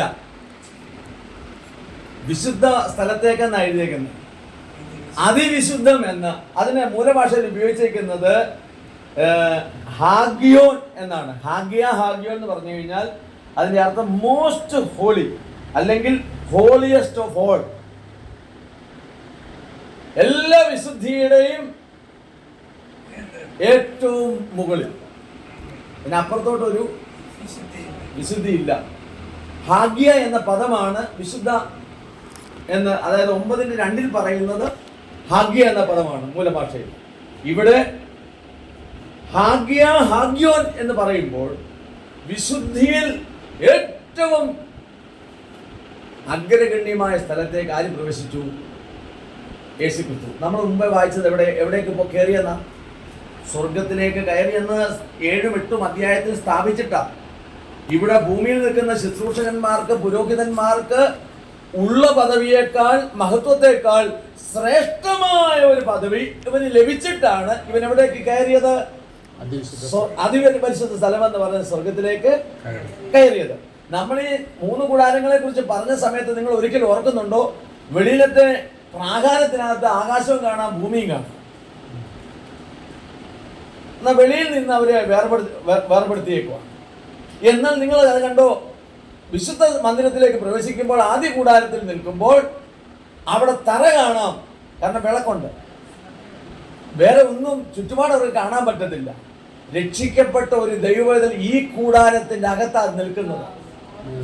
ആ കുത്തുവിളക്കിനെ കുറിച്ച് നിങ്ങൾ ലേവ്യ പുസ്തകത്തിലും പുറപ്പാട് പുസ്തകത്തിലും പറയുന്നുണ്ട്. അതിലേക്ക് ഞാൻ പോകുന്നില്ല, സമയം തീരുന്നത് കൊണ്ട് പോകുന്നില്ല. അത് ഞാൻ പിന്നീട് ഒരിക്കൽ പറയാം. പുഷ്പകുടം, പുഷ്പദളം, മൊട്ട്, ഈ 3 കാര്യങ്ങൾ അലങ്കാരമായി ഓരോ ദണ്ഡിലും ഉണ്ടാക്കണം. ഇടതുവശത്ത് 3 ദണ്ടും വലതുവശത്ത് 3 ദണ്ടും. നടുക്ക് ഉള്ള ദണ്ടിൽ 4 സെറ്റ് എന്ത് ചെയ്യണം? ഈ അലങ്കാരം ഉണ്ടാക്കണം. നിങ്ങൾ കണക്കൂട്ടിന്നോ? ഞാൻ ഇതിനു മുമ്പ് പറഞ്ഞിട്ടുള്ളതാണെന്ന് അതിന്റെ ബോധ്യം. 3 × 3 എത്രയാണ്? 9. 9 × 3 27. 27 ഇടതുവശത്ത് അല്ലെങ്കിൽ ഒരു സൈഡ് 27 മറുവശത്ത് 27 എത്രയാണ്? 54. നടുക്ക് 4, നടുക്ക് 2-ൽ 4 സെറ്റ് ഉണ്ടാകണം. അപ്പോൾ 4 ഗുണം 3 12. 54 12 എത്രയാണ്? 66. ഈ പുസ്തകത്തിനകത്ത് എത്ര ഈ ബൈബിളിനകത്ത് എത്ര പുസ്തകങ്ങളുണ്ട്? ഇത് ദൈവവചനത്തിന് ദൃഷ്ടാന്തമാണോ? പുതിയ നിയമസഭയ്ക്കകത്ത് ജീവിക്കുന്നവർക്ക് സ്വർഗത്തിലെ ദൈവം കൊടുക്കുന്ന വെളിപ്പാട് പഴയ നിയമത്തിലെ ഒരു സൈഡിൽ പഴയ നിയമത്തിലെ വചനങ്ങൾ നമുക്ക് വെളിപ്പെടുത്തി തരുമ്പോൾ പുതിയ നിയമത്തിലെ വചനങ്ങളും കർത്താവ് നമുക്ക് വെളിപ്പെടുത്തി തരികയാണ്. പഴയതും പുതിയതും നടുവിൽ ക്രിസ്തുവും. നിങ്ങൾക്ക് മനസ്സിലായോ? പഴയ നിയമത്തെയും പുതിയ നിയമത്തെയും ക്രിസ്തുവിൽ ബന്ധിച്ച് ചേർത്ത് ദൈവവചനം പഠിപ്പിക്കുന്ന ഏക സ്ഥലം ദൈവസഭയാണ്. മനസ്സിലാകുന്നുണ്ടോ? ഒരു ഭാഗത്ത് എന്ത് ചെയ്യാണ്? പഴയ നിയമത്തിന്റെ വെളിച്ചം നമ്മുടെ ഉള്ളിലേക്ക് വരുന്നു. മറുഭാഗത്ത് പുതിയ നിയമത്തിന്റെ വചന വെളിച്ചം നമ്മുടെ ഉള്ളിലേക്ക് വരുന്നു. പഴയ നിയമത്തിലെയും പുതിയ നിയമത്തിന്റെയും വെളിച്ചം നമ്മളെ തറയിൽ നിർത്തിയേക്കുന്നത് ഏതാ? ക്രിസ്തു എന്ന ഏക വ്യക്തി. പഴയ നിയമത്തിൽ നിന്ന് എന്ത് പഠിച്ചാലും പുതിയ നിയമത്തിൽ എന്ത് പഠിച്ചാലും ക്രിസ്തുവിൽ നമ്മൾ വന്നു നിൽക്കണമെന്ന് ദൈവവചനം അനുശാസിക്കുന്നത്. കാരണം ഉൽപ്പത്തി മുതൽ വെളിപ്പാട് വരെ ക്രിസ്തു എന്ന ഏക വ്യക്തിയെ കുറിച്ചുള്ള, യേശു ക്രിസ്തു മുഖാന്തരമുള്ള ആത്മരക്ഷയെ കുറിച്ചുള്ള ആ ഒരു ഇതിവൃത്തമാണ് ഈ പുസ്തകം. ദൈവത്തിന്റെ വചനം ലോകത്തിന് കൊടുക്കുന്ന സന്ദേശം. അതിന് പ്രകാശനം കിട്ടുന്ന ഏക സ്ഥലം എവിടെയാണ്? ദൈവസഭയാണ്. അതാണ് യേശു പറഞ്ഞത്, ഒരു മനുഷ്യൻ പഴയതിൽ നിന്നും പുതിയതിൽ നിന്നും എടുത്തു. സ്തോത്രം. ഇത് ദൈവത്തിന്റെ പദ്ധതിയാണോ? ഈ ദൈവവചനം ദൈവത്തിന്റെ പദ്ധതിയാണോ? ഇതിനാൽ എങ്ങനെയെങ്കിലും യാദൃശ്ചികമായിട്ട് കിട്ടിയതാണോ? അല്ല. സ്വർഗത്തിലെ ദൈവം കരുതി ഇത്രയും പുസ്തകം നമുക്ക് വേണം, ഇത്രയും ഉപദേശങ്ങൾ നമ്മൾ പഠിക്കണം, നമുക്ക് ജീവനും ഭക്തിക്കും വേണ്ടിയതെല്ലാം എന്തൊക്കെ ആവശ്യമുണ്ടെന്നറിഞ്ഞ് ആ വചനങ്ങൾ സർവ്വജനത്തിന് വേണ്ടിയും സ്വർഗത്തിലെ ദൈവം ഇന്ന് കയ്യിൽ തന്നിരിക്കുന്നത് ദൈവത്തിന്റെ വിശ്വസ്തതയുടെ ഭാഗമാണ്. മറുഭാഗത്ത് നമ്മൾ കണ്ടു കാഴ്ചത്തെ അപ്പത്തിന്റെ മേശ. 12 ഗോത്രപിതാക്കന്മാർ, 12 അപ്പോസ്തലന്മാർ. ഞാൻ പറയട്ടെ, ജീവന്റെ അപ്പമായ ക്രിസ്തു, ഞാൻ സ്വർഗത്തിൽ നിന്ന് ഇറങ്ങി വന്ന ജീവന്റെ അപ്പമാകുന്നു. ഞാനാകുന്നു ഈ അപ്പം, എന്നെ തിന്നുന്നവൻ എൻ മൂലം ജീവിക്കും. പ്രിയപ്പെട്ടവരെ, ഇത് ജീവനുള്ള അപ്പമാണ്, ജീവനുള്ള വചനമാണ് ക്രിസ്തുവെങ്കിൽ മറുഭാഗത്ത് എന്റെയും നിങ്ങളുടെയും ജീവിതത്തിന് നമുക്ക് വേണ്ടുന്ന ഏത് പോഞ്ചിങ്ങളും നമ്മുടെ വളർച്ചയ്ക്ക് നമ്മളെ എന്താ പറയാ ആക്കേണ്ടതിന് ദൈവത്തിന്റെ വചനത്തിൽ നിന്ന് ദൈവം നമുക്ക് പോഷണങ്ങളെ തരുന്നു. നമ്മൾ ശിശുവായിരിക്കാനല്ല ദൈവം നമ്മളെ വിളിച്ചേക്കുന്നത്. പക്ഷെ ശിശു ആകാതെ ഒരിക്കലും ദൈവരാജ്യത്തിൽ കടക്കാനും കഴിയത്തില്ല. പക്ഷെ ദൈവരാജ്യത്തിൽ കടന്നു കഴിഞ്ഞാൽ എന്ത് ചെയ്യണം? യുവാവായിട്ട് ദൈവവചനത്താലും പരിശുദ്ധാത്മാവിനാലും ശക്തരായി പറയും. 1 യോഹന്നാൻ 2-ാം അധ്യായത്തിൽ നമ്മൾ വായിക്കുന്നുണ്ട്, കുഞ്ഞുങ്ങളെ നിങ്ങളുടെ പാപങ്ങൾ ക്ഷമിക്കാൻ നിങ്ങൾക്ക് എഴുതുന്നത്. മറ്റൊന്ന്, പിതാക്കന്മാരെ ആദ്യമുള്ളവരെ നിങ്ങൾ അറിഞ്ഞിരിക്കാൻ എഴുതുന്നത്. 2 പ്രാവശ്യം എഴുതുന്നിടത്തും അത് അങ്ങനെ തന്നെയാണ്. പക്ഷെ യുവാക്കളെ കുറിച്ച് പറയുന്നിടത്ത് ചില പ്രത്യേകതയുണ്ട്. ദൈവവചനം നിങ്ങൾ ഇരിക്കാലും, നിങ്ങൾ ദുഷ്ടനെ ജയിച്ചിരിക്കാലും ഞാൻ നിങ്ങൾക്ക് എഴുതുന്നത്, നിങ്ങൾ ശക്തരാകിയാൽ നിങ്ങൾക്ക് എഴുതുന്നത്. ദൈവവചനം നമ്മുടെ ഉള്ളിൽ വരുമ്പോഴാണ് നമുക്ക് ശക്തർ എന്ന് പറയാൻ കഴിയുന്നത്. ദൈവവചന പ്രകാരം നമ്മൾ പോരാടുമ്പോഴാണ് നമ്മൾ ശക്തർ എന്ന് പറയാൻ കഴിയുന്നത്. ദൈവവചനത്തിൽ നമ്മൾ നിലനിൽക്കുമ്പോഴാണ് നമ്മൾ ശക്തർ എന്ന് ലോകം അറിയുന്നത്. ദൈവവചനത്തിന്റെ ആ ഒരു വെളിച്ചം നമ്മളിലൂടെ ലോകം അറിയണം.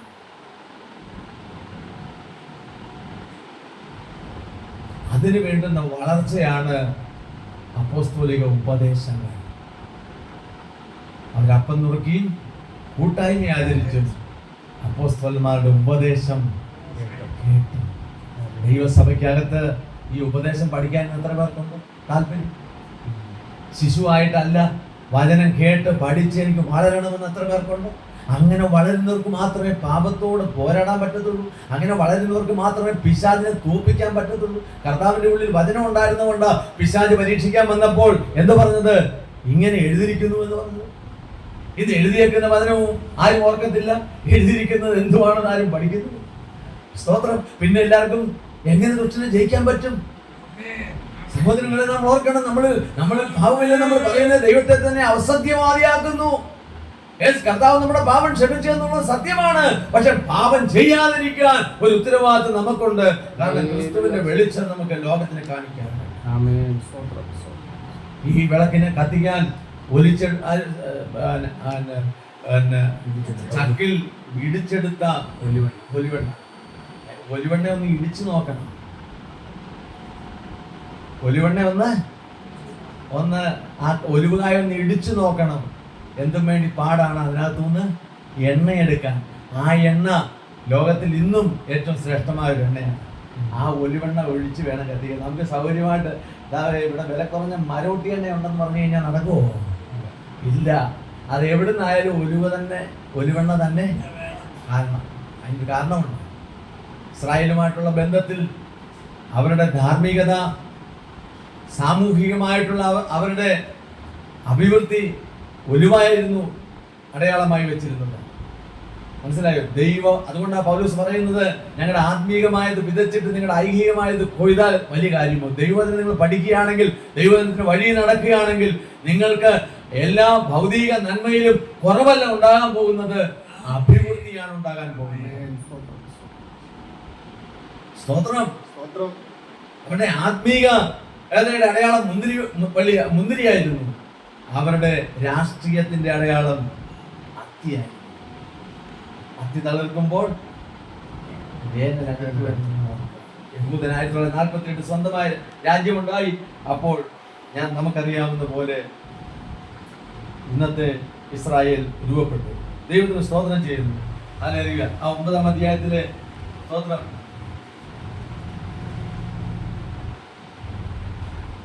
24 മുതൽ ക്രിസ്തു വാസ്തവമായതിന്റെ പ്രതിബിംബമായി കൈപ്പണിയായ വിശുദ്ധ മന്ദിരത്തിലേക്കല്ല, ഇപ്പോൾ നമുക്ക് വേണ്ടി ദൈവസന്നിധി. ആ പദം ഇപ്പോൾ. എപ്പോഴാണ് ഇത് എഴുതി ഈ പുസ്തകത്തിൽ ഇരിക്കുന്നിടത്തോളം കാലം?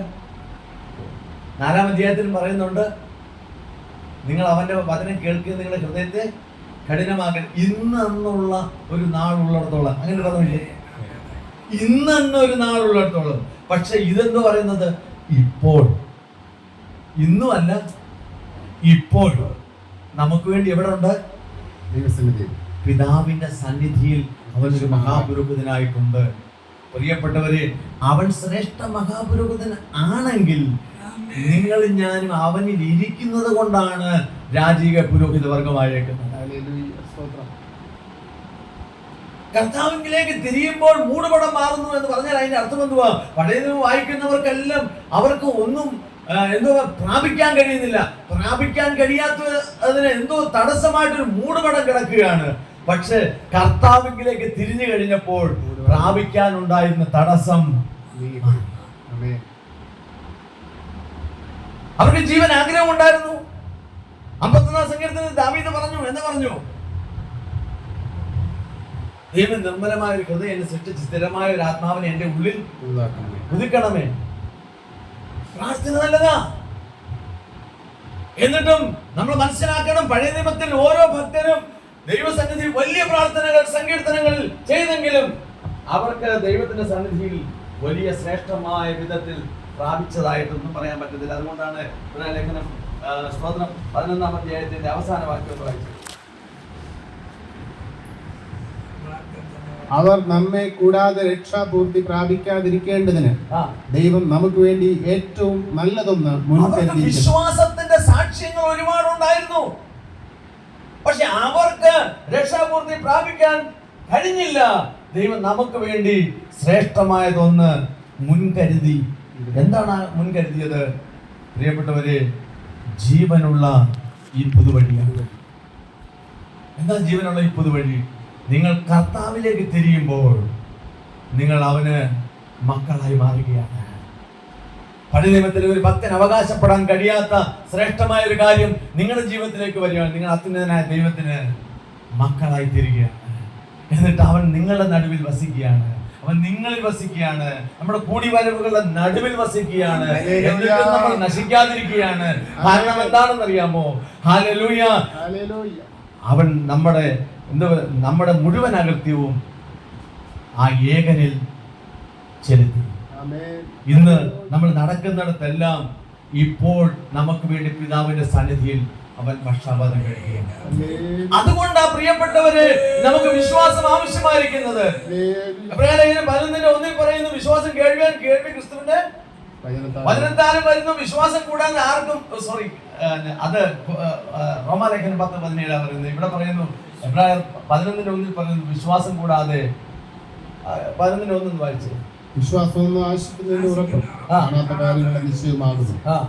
അതിനാലല്ലോ പൂർവ്വന്മാർക്ക് സാക്ഷ്യം ലഭിച്ചത്. ഈ കാണുന്ന ലോകത്തിന് ദൃശ്യമായതല്ല കാരണം എന്ന് പെരുമാറത്. ലോകം ദൈവത്തിന്റെ വചനത്താൽ നിർമ്മിക്കപ്പെട്ടത് നാം വിശ്വാസത്താൽ അറിയുന്നു. വിശ്വാസം എന്നതോ ആശിക്കുന്നതിന്റെ ഉറപ്പ്. എന്തു ആശിക്കുന്നത്? നമ്മൾ അതിന്റെ തൊട്ട് മേളിലത്തെ വാക്യത്തിൽ വായിച്ചു.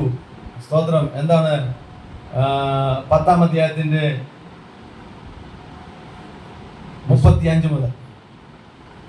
അതുകൊണ്ട് മഹാപ്രതിഫലമുള്ള നിങ്ങളുടെ ധൈര്യം തള്ളിക്കളയരുത്. സഹിഷ്ണുത നിങ്ങൾക്ക് ആവശ്യം. ഇനി എത്രയും അല്പകാലം കഴിഞ്ഞിട്ട് വരുവാനുള്ളവൻ വരും, താമസിക്കുകയുമില്ല. എന്നാൽ എന്റെ നീതിമാൻ വിശ്വാസത്താൽ ജീവിക്കും. പിന്മാറുന്നുവെങ്കിൽ എന്റെ ഉള്ളത്തിനവരിൽ പ്രസാദമില്ല. നാമോ നാശത്തിലേക്ക് പിന്മാറുന്നവരുടെ കൂട്ടത്തിലല്ല, വിശ്വസിച്ച് ജീവരക്ഷ പ്രാപിക്കുന്നവരുടെ കൂട്ടത്തിലത്രേ ആകുന്നു. ദൈവാലയത്തിൽ നമുക്ക് വേണ്ടി ഒരു മഹാപുരോഹിതൻ ഇപ്പോൾ ഉള്ളത് കൊണ്ട് നമ്മൾ വിശ്വാസത്താൽ ജീവിക്കുന്നു. വിശ്വാസത്താൽ എന്തോ സംഭവിക്കുന്നത്? വിശ്വാസത്താൽ ക്രിസ്തു നമ്മളിൽ വസിക്കുന്നു. ക്രിസ്തു നമ്മളിൽ വസിക്കുന്നു എന്ന്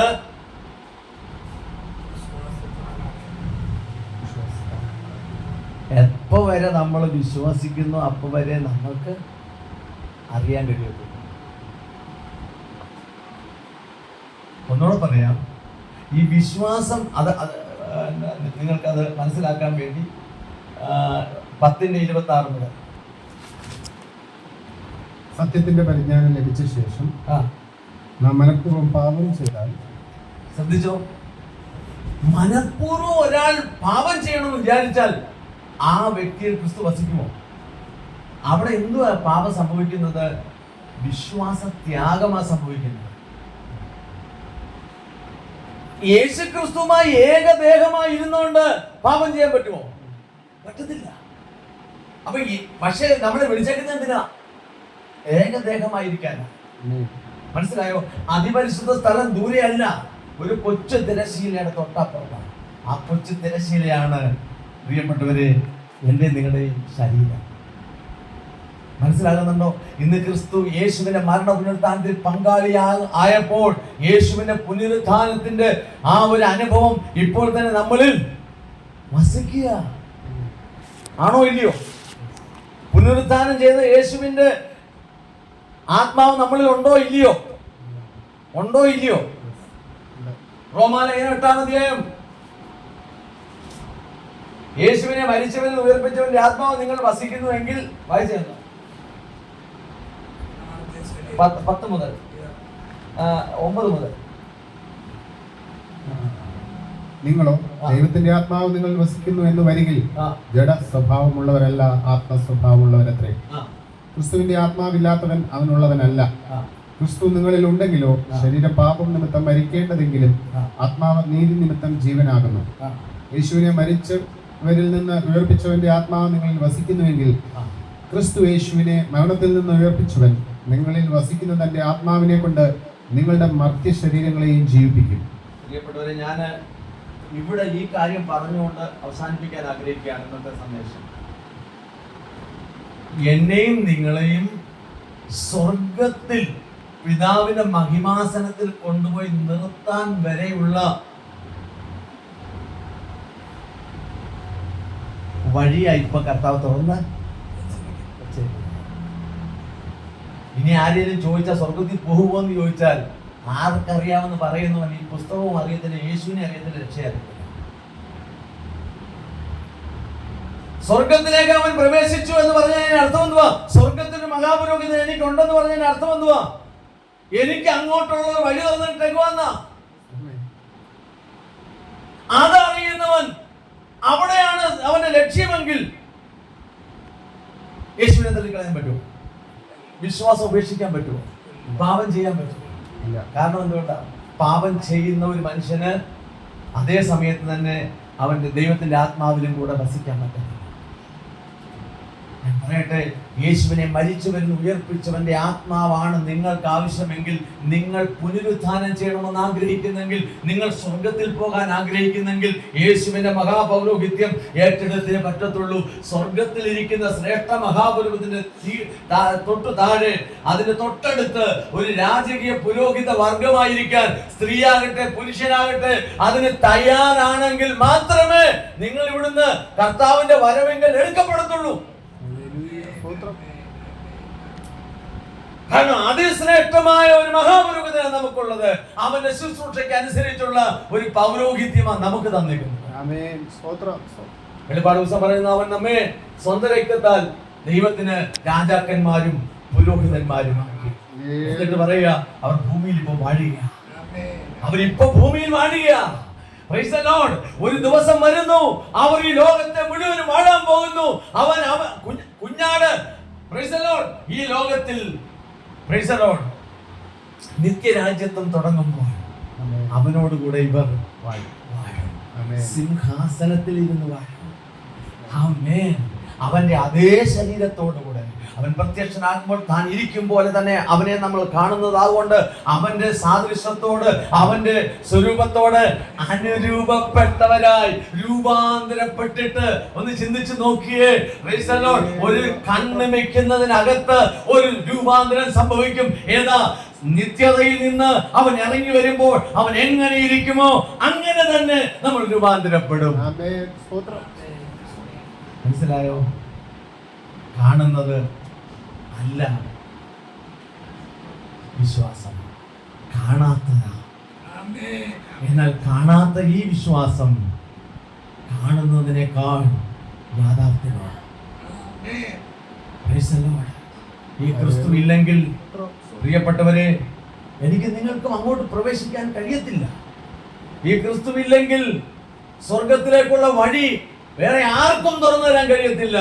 സ്വർഗത്തിലേക്ക് പോയവൻ, പിതാവിന്റെ മടിയിൽ ഇരിക്കുന്നവൻ, പിതാവിന്റെ വലത്ത് ഭാഗത്തിരിക്കുന്നവൻ, ഉന്നതനായവൻ, സ്വർഗത്തെക്കാൾ ശ്രേഷ്ഠനായവൻ, ഇങ്ങനെയുള്ള മഹാപുരോഹിതനല്ലോ നമുക്ക് വേണ്ടിയത്. നമ്മുടെ മഹാപുരോഹിതൻ നമ്മുടെ ബലഹീനതകളിൽ നമുക്ക് സഹതാപം കാണിക്കാൻ കഴിയുന്നവനാണ്. നമ്മൾ അനുഭവിക്കുന്ന എല്ലാ പരീക്ഷകളിലും നമുക്ക് തുല്യനായി പരീക്ഷിക്കപ്പെട്ടവനാണ്. പരീക്ഷിക്കപ്പെടുന്നവരെ സഹായിക്കാൻ അവൻ പുതു നിയമത്തിന്റെ മധ്യസ്ഥനായി നിൽക്കുകയാണ്. എനിക്ക് മനസ്സിലായോ? എത്ര പാപം ചെയ്താലും എന്തെല്ലാം സംഭവിച്ചാലും അവനെ വിട്ടു പോകരുതേ. അവനെ വിട്ടൊരു ജീവിതം നമുക്കില്ല. അവനോട് പറ്റിയിരിക്കുവാൻ, കർത്താവേ എന്നോട് കരുണ ചെയ്യണമേ, കർത്താവേ ഞാൻ ഇന്നു മുതൽ യേശു ക്രിസ്തുവിന്റെ വിശ്വാസത്താൽ ഞാൻ ജീവിക്കുമ്പോൾ, വിശ്വാസത്തിന്റെ നല്ല പോർ പൊരുതി ഞാൻ ജീവിക്കുമ്പോൾ, കർത്താവേ എനിക്കൊരു മഹാപുരോഹിതനുണ്ട്. ആ മഹാപുരോഹിതന്റെ രക്തത്തിൽ ജനിച്ചേക്കുന്ന രാജകീയ പുരോഹിത വർഗമാണ് ഞാനെന്ന് തിരിച്ചറിഞ്ഞുകൊണ്ട് ആ പുരോഹിതനെ മഹത്വപ്പെടുത്തുവാൻ, ആ പുരോഹിതനെ ഏൽപ്പിച്ചേക്കുന്ന ദൗത്യങ്ങളൊക്കെ ഈ കൃപായുഗത്തിൽ എന്നെ ഏൽപ്പിച്ച ഈ ആലയത്തിന്റെ അകത്ത് ആ ശുശ്രൂഷ തികച്ചങ്ങോട്ട് പ്രവേശിക്കുവാൻ ഞാൻ എന്നെ സമർപ്പിക്കുന്നു എന്ന് എത്ര പേർക്ക് പറയാൻ. മനസ്സിലായോ? എന്തുകൊണ്ടാ ഇന്ന് ഇവിടെ ഈ ഒരു വീട്ടിനകത്തിരിക്കുന്ന കൂട്ടായ്മ ഇത് ദൈവത്തിന്റെ വചനപ്രകാരമുള്ളതാണ് ആയിത്തീർന്നത്. അവരാലയത്തിൽ അന്ന് ദേവാലയങ്ങളുള്ള കാലത്ത് ദേവാലയത്തിൽ ഉപദേശിച്ചു. വീട്ടിൽ അപ്പം നുറുക്കിയും കൊണ്ട് ഹൃദയ പരമാർത്ഥതയോടും അവർ ഐക്യതയോടും കൂടെ കർത്താവിനെ ആരാധിച്ചു. ഇന്ന് നമ്മുടെ മഹാപുരോഹിതൻ ഇപ്പോൾ നമുക്ക് വേണ്ടി പിതാവിന്റെ സന്നിധിയിൽ സ്വർഗത്തിലുണ്ട്.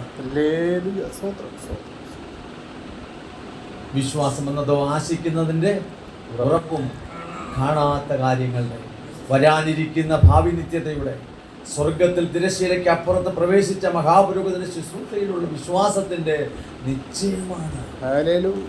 നിശ്ചയമാണ്. ഇനി ഈ കാര്യത്തിൽ ആര് ചോദിച്ചാലും നിങ്ങൾക്ക് സംശയം വരരുത്. ഹല്ലേലൂയ. സ്വർഗത്തിലേക്കുള്ള ഒരു വഴി നിങ്ങൾക്ക് വേണ്ടി തുറന്നിട്ടേക്കുക. പിന്തിരിയാൻ നമുക്ക് പറ്റത്തില്ല കേട്ടോ. ആമേൻ. ഒറ്റ സ്തോത്രം. വാതിലേ ഇതിന് ഈ ആലയത്തിനുള്ളൂ. ആമേൻ. Praise the Lord. സ്തോത്രം. സ്തോത്രം. Praise the Lord. പിന്തിരിയുന്നുവെങ്കിൽ എന്റെ ഉള്ളത്തിന് അവനിൽ പ്രസാദമില്ല. പ്രസാദമില്ല. ഹല്ലേലൂയ. നമ്മളെ നാശത്തിലേക്ക് പിന്തിരിയുന്നവരുടെ കൂട്ടത്തിലല്ല. ആമേൻ. വിശ്വസിച്ച് ജീവരക്ഷ പ്രാപിക്കുന്നവർ വല്ലവിധനെ മരിച്ചവരുടെ പുനരുത്ഥാനം പ്രാപിക്കണമെന്ന് വെച്ച് ക്രിസ്തു നിമിത്തം സകലതും ചപ്പന്നും ചവറന്നും എണ്ണി ജീവനുള്ള പുതുവഴിയിലാണ്. Praise the Lord. നമുക്ക് വേണ്ടി വെട്ടി തുറന്ന് തന്റെ ചങ്കിലെ രക്തത്താൽ തുറന്നു തന്ന തിരശീല തുറന്നു തന്ന് അകത്തേക്ക് ക്ഷണിച്ചേക്കുന്ന ജീവന്റെ പുതുവഴിയിലാ. ഇനി അവന്റെ പ്രത്യക്ഷതയല്ലാതെ നമുക്ക് പുറകോട്ട് തിരികെ ചിന്തിക്കാൻ പറ്റത്തില്ല. തലയിൽ കൈവച്ചിട്ട് പിന്തിരിഞ്ഞു നോക്കുന്നവൻ ദൈവരാജ്യത്തിന് കൊള്ളാവുന്നവനല്ല. ഏൽപ്പിച്ചു കൊടുക്കാമോ? ഈ വചനങ്ങളാൽ ദൈവം നമ്മളെ അനുഗ്രഹിക്കട്ടെ. ദൈവത്തിന്റെ കൃപ നമ്മുടെ മേൽ ചൊരിയട്ടെ. ഈ ജീവനുള്ള പുതുവഴിയിൽ നമ്മൾ എങ്ങനെ നടക്കുന്നു എന്ന് നമ്മളെ തന്നെ ശോധന ചെയ്യാം. ഒരിക്കലും പുറകോട്ടല്ല, മുൻപോട്ട് പോകുവാൻ ദൈവം കൃപ നൽകട്ടെ. ഹല്ലേലൂയ. സ്തോത്രം. ഇപ്പോൾ